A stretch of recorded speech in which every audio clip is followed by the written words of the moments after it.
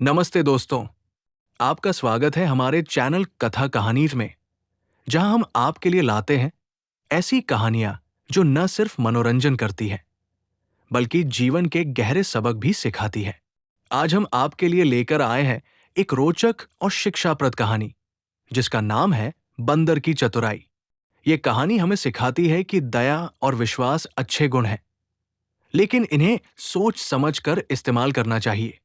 तो चलिए शुरू करते हैं इस कहानी को, जो आपको जंगल की गहराइयों और मानव स्वभाव की सच्चाई से रूबरू कराएगी। यह है कथा कहानी चैनल की पेशकश आपके लिए, आपके मनोरंजन और सीख के लिए। एक छोटा सा गांव था जिसका नाम था हरिपुर। यह गांव चारों ओर से हरे भरे खेतों, फूलों से लदे पेड़ों और ऊंचे पहाड़ों से घिरा हुआ था। सुबह सूरज की किरणें जब खेतों पर पड़ती तो ऐसा लगता जैसे धरती सोने से चमक रही हो। गांव के लोग साधारण थे, किसान, मजदूर और छोटे मोटे दुकानदार। वे दिन भर मेहनत करते और रात को अपने मिट्टी के घरों में सुकून की नींद सोते। लेकिन इस शांति के बीच एक छिपा हुआ खतरा था। गांव के ठीक बाहर फैला एक घना जंगल। ये जंगल कोई साधारण जंगल नहीं था। इसके पेड़ इतने ऊंचे और घने थे कि दिन में भी सूरज की रोशनी मुश्किल से जमीन तक पहुंच पाती थी। बरगद, पीपल और शीशम के पेड़ों की छाया में तरह तरह के जीव जंतु रहते थे। रंग बिरंगे तोते सुबह सुबह चहचहाते, हिरण उछल कूद करते, सियार चुपके से शिकार की तलाश में निकलते और जहरीले सांप अपनी फुफकार से सबको डराते। लेकिन इन सब के बीच एक प्राणी था जिसका नाम सुनते ही गांव वालों के दिल में खौफ समा जाता था। एक विशालकाय शेर। यह शेर जंगल का बेताज बादशाह था। उसकी सुनहरी चमक वाली खाल, शक्तिशाली शरीर और चमकती आंखें उसे और भी भयानक बनाती थी। उसकी दहाड़ ऐसी थी कि जंगल का हर कोना थर्रा उठता था। वो अक्सर गांव की सीमा तक आता और वहां आतंक मचाता। कभी वो किसी बकरी को उठा ले जाता तो कभी किसी गाय को अपना शिकार बना लेता। गांव वालों ने उससे बचने की कई कोशिशें की।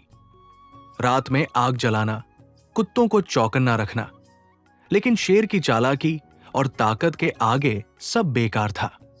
एक दिन गांव में हाहाकार मच गया। शेर ने रामू चाचा की सबसे प्यारी भैंस को मार डाला।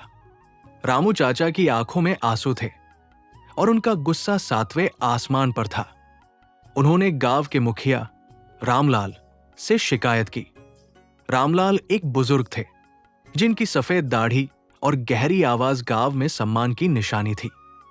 उन्होंने उसी दिन पंचायत बुलाई। गांव का पुराना बरगद का पेड़ इस सभा का गवाह बना। सूरज ढल रहा था और हवा में ठंडक बढ़ रही थी।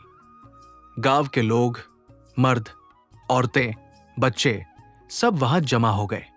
रामलाल ने अपनी लाठी जमीन पर ठोंकी और बोले, दोस्तों, ये शेर अब हमारे लिए खतरा बन गया है। हमारे पशु मर रहे हैं। अगर ये और अंदर आ गया तो हमारे बच्चों की जान को भी खतरा हो सकता है। हमें कुछ करना होगा। उनकी बात सुनकर सबके चेहरों पर चिंता की लकीरें उभर आई। तभी हरिया नाम का एक जवान किसान खड़ा हुआ। हरिया गांव का सबसे मेहनती नौजवान था। उसकी कदकाठी मजबूत थी और उसकी आंखों में साहस झलकता था। उसने कहा, मुखिया जी, इसे मारना आसान नहीं होगा। ये बहुत चालाक है, लेकिन अगर हम इसे पकड़ लें तो शायद हमारी समस्या हल हो जाए। हरिया की बात सुनकर सब सोच में पड़ गए। तभी मंगलू, गांव का बूढ़ा बढ़ी, आगे आया। मंगलू के हाथों में सालों की कारीगरी थी। उसने कहा, मैं एक मजबूत पिंजड़ा बना सकता हूं। अगर हम इसे जंगल के रास्ते पर रख दें और शेर उसमें फंस जाए तो हम उसे जंगल के दूर किसी हिस्से में छोड़ सकते हैं। यह विचार सबको पसंद आया। अगले कुछ दिन गांव में मेहनत का माहौल रहा। मंगलू ने अपने बेटे के साथ मिलकर एक भारी लोहे का पिंजड़ा बनाया। पिंजड़े का दरवाजा ऐसा था कि जैसे ही कोई अंदर जाए वो अपने आप बंद हो जाए। गांव वालों ने इसे जंगल के उस संकरे रास्ते पर रखा जो गांव की ओर जाता था। चारा डालकर उसे सजाया गया और सबने प्रार्थना की कि ये योजना काम कर जाए। उस रात आसमान साफ था। चांद की चांदनी जंगल के पेड़ों के बीच से छनकर जमीन पर बिखर रही थी। गांव में सन्नाटा था। लोग अपने घरों में दरवाजे बंद करके सो चुके थे। कुत्ते भी चुप थे और हवा में सिर्फ झिंगुरों की आवाज गूंज रही थी। लेकिन जंगल में हलचल थी। शेर अपनी भूख से परेशान था। उसने दिन में एक हिरण को देखा था, लेकिन हिरण की तेजी के आगे वो चूक गया। गुस्सा और भूख उसे गांव की ओर खींच रहे थे। उसे पता था कि वहां आसानी से शिकार मिल सकता है। वो धीरे धीरे उस संकरे रास्ते पर चलने लगा। उसकी आंखें अंधेरे में चमक रही थी। तभी उसकी नजर पिंजड़े पर पड़ी। चांद की रोशनी में चारे की गंध उसे लुभा रही थी। उसने चारों ओर देखा, कोई हलचल नहीं थी। उसका भारी शरीर आगे बढ़ा। जैसे ही वो चारे तक पहुंचने के लिए पिंजड़े में घुसा, उसका एक पंजा अंदर फंस गया। शेर ने पीछे हटने की कोशिश की, लेकिन उसका वजन उसके खिलाफ था। एक तेज खटाक की आवाज के साथ पिंजड़े का दरवाजा बंद हो गया। शेर गुस्से में दहाड़ा। उसकी आवाज जंगल में गूंजी, लेकिन गांव तक नहीं पहुंची। उसने अपने पंजों से पिंजड़े को खरोंचने की कोशिश की, लोहे को काटने की कोशिश की, लेकिन मंगलू की कारीगरी उसके सामने अडिग थी। पूरी रात वो फंसा रहा, भूखा, प्यासा और थका हुआ। उसकी आंखों में गुस्सा था, लेकिन अब वो बेबस था। सुबह हुई। सूरज की पहली किरणों ने जंगल को सुनहरा कर दिया। पक्षियों की चहचहाट शुरू हो गई। उसी रास्ते से गोपाल नाम का एक व्यक्ति गांव की ओर जा रहा था। गोपाल हरिपुर का एक साधारण किसान था। उसकी उम्र करीब 35 साल थी।